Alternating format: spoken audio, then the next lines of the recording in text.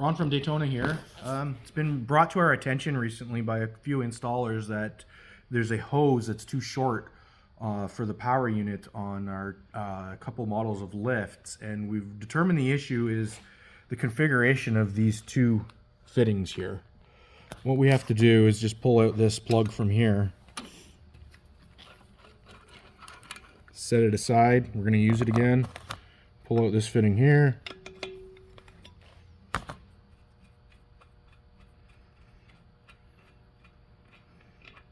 Reinstall this fitting on the other side.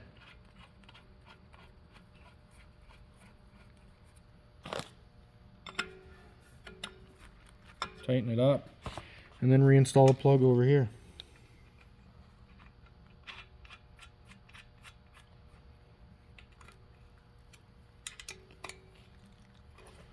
Once you do that, the hydraulic hose should be long enough to reach this port easily.